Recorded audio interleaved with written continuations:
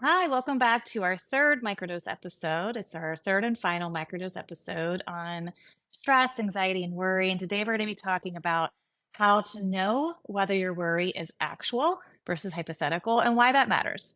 So, in our last microdose episode, we talked about some of the myths that can come up about why worry is helpful. And we try to debunk some of the more common myths, but we're all going to worry anyway. So, when it comes up, even if you said, I know it's not helpful, all right, I'm still worried. What do I do about it? So, when you're not in a necessarily stressful or dangerous situation, but you still feel that familiar pit in your gut or tension in your shoulders, it's a good sign that some worried thoughts have popped into your head. So, maybe you're dwelling on something in the past or you're pondering something in the future. And like I said, this is really normal. And I'm sure we've said this before, and it's worth saying again. You're here today because your ancestors were really good at pondering and dwelling. So, kind of want you to imagine, in your mind's eye, your great, great, great, great, great, great, great grandmother and grandfather just came back from a really difficult hunt or tried to gather necessary plants for medicine, but the hunting and the gathering was no bueno. So, no buffalo to feed and clothe the family, no salve to put on wounds. And this hunting and gathering pair in this situation is helped by dwelling about what went wrong. And they benefit from thinking about the future. So, that past information, why the hunt didn't go well, or the fact that that little area of land didn't have the right plants, that's helpful with problem solving for the next expedition. So, way to go, ancestors, way to go. Bravo. All right. But here we are with plenty of food and clothing literally at our fingertips. So, thank you, Internet. And we basically have drones delivering important medicine.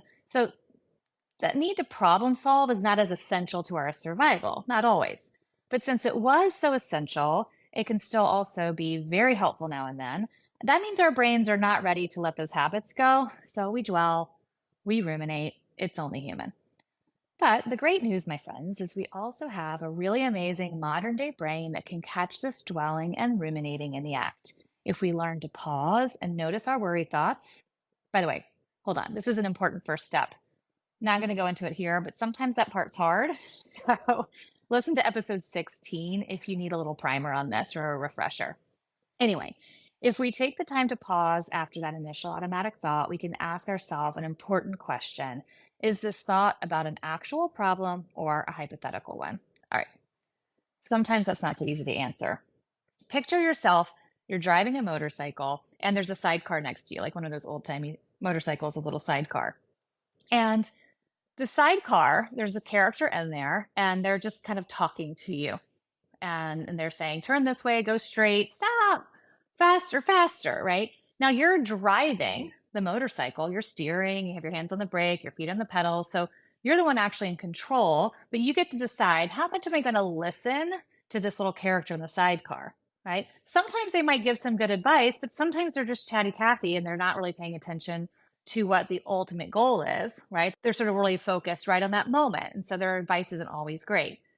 So if you can think about your worry being like that chatty Cathy sidecar character, where you get to decide, hey, is this actually something that I need to do to plan for, to steer towards, to slow down, right? Or is this character going on and on and on about something that's actually not important? They're just kind of talking my ear off and I don't have to listen. All right. So, an actual problem would be like, hey, this person's telling me I need to do something. And yes, I need to take a left. That left is coming soon. I need to put on the brakes. I need to steer to the left. An actual problem is something that's current, this very moment, and you can take steps to solve it. They're not always easy steps, but you can do something to resolve the solution in this point in time. All right. A hypothetical often starts with a what if, right? So that's usually a pretty good indicator that you're doing some hypotheticals. And hypothetical worries can be everything from fantastical worries to potential future worries. So there's the kind of stuff like, what if our world implodes tomorrow? Kind of existential worries. And then also, what if I freeze during my class presentation next week? All right. So that's a bit more realistic that it could happen, but it's next week. It's not in this very moment in time. And there's nothing you can do about that right in this moment necessarily. So, an actual problem would be something you say, all right, let me think of, and I've said this in previous microdose episodes, what are the things I can do? What are the options I actually realistically have in front of me? If I'm worried about freezing in front of that class presentation and that class presentation is tomorrow, all right, I can review my notes. I can practice in front of someone. I can go into the room in the classroom and give the presentation there so I get the habit of it, right? There are some things you can, again, not necessarily fun steps, but you can technically do them. If it's hypothetical, such as like, oh my gosh, what if this teacher assigns a presentation and then I freeze? Well, that's a little harder, right? It's like 5 steps down the road of worrying. So we just kind of want to get our worry a little closer to the actual action steps.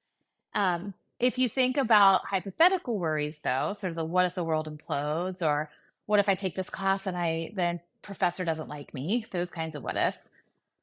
The first question to always ask is there anything I can do about this right now? Oftentimes the answer is no. In that case, the next question would be, all right, is there a time in the future, or is there a certain thing that has to happen before I can do something about it? So I often have college students coming to me saying, like, what if I don't get the job? Or what if I don't get into business school? And so on and so forth. I'm like, oh, wait, hold on. First, take the GRE. That's going to give you a score. That's going to help you figure out some of the next steps, right? There's oftentimes a few steps you have to take before you know that it's all doom and gloom. And very rarely is it actually doom and gloom. It's more about saying, all right, first step, take the test. Second step, see what the score is. Then you can problem solve that, and so on and so forth. And you just do it step by step. Sometimes you can go back to some of those worry myths. Am I confusing my worry with something helpful like problem solving or empathy or activism? If so, are there action items I can take to show empathy or activism? Even if it doesn't necessarily address the worry thought, maybe you sort of activate some values that make you feel better. Can I set aside a time to worry in the future once it's a bit more present, right? So it's kind of like an if then statement or a when then statement. When I do blank, then I can worry or problem solve about blank. So sometimes people will say, like, oh my gosh, I don't want this guy to ask me to the formal. Then I'm going to have to go, or I'm going to have to put him down. It's going to be really horrible. And it's like, okay, we can cope ahead for some things you need to do. But after that, you can't really worry about it until it's happened. Like worrying about that's not going to make it happen or not happen. So there's no real room for worry here. If or when this person asks you, then you can go through and say, okay, yes, I'd like to go, but then you set some boundaries, or no, I don't want to go. And you try to use some communication skills, but worry in and of itself doesn't really help until the person's asked you, right? We all have some worries that might be a little bit more fantastical, meaning it's hard to say whether it's a yes or no question. It's kind of more existential. What's the point in life? What's the point of society? Is our world going to end because of climate change, right? Now, I'm not saying fantastical in the sense that these could never happen. It's more just to say, gosh, these are sort of big questions that no one really knows the answer to. And we're all tolerating a bit of uncertainty about what's going to happen in the future. But I can't do anything about it right now. I mean, there's not really anything that worrying is doing to help me resolve this problem or to give myself an action step to take if I care about this problem. So in this instance, maybe give yourself a set amount of time to let your brain really go for it. Worry away, but put some parentheses around this time so that the worry isn't popping up all day and just rotating in your head without any game plan. But put some parentheses around this time so that the worry isn't popping up all day or just rotating in your head without any game plan. And when that worry inevitably pops up, you can say, oh, hey, yep, I'm going to worry about you at set point in time. It's right now, I'm in a class. I can't really worry about you right now. I think once you start to catalog and pay attention to your worry thoughts, you're going to notice that some of them are really familiar and they come little blips because you used to say, oh, yeah, there's that thought again. I tend to have that a lot. And you can kind of keep going. Over time, the more you practice just being like, is this actual or hypothetical? Oh, it's hypothetical. All right, I can set aside a time to worry, or I can note when I'm going to be able to problem solve. All right, done. And it's just so much less time and energy wasted on chewing on a thought that doesn't really have a solution in that point in time. So again, we can sometimes sound like a broken record on this, but everything we talk about takes some practice, and it's not always going to work every single time. You're building some muscle towards this. Your brain has had years and years of really good practice at dwelling and ruminating, thanks to our amazing but sort of old-fashioned ancestors. So be patient with yourself. If you listen to this and you feel like, yeah, this is a great first step, but I need something meatier, we're going to give you a few resources in our show notes. So make sure to check those out and stay tuned because we'll have another full episode coming at you soon.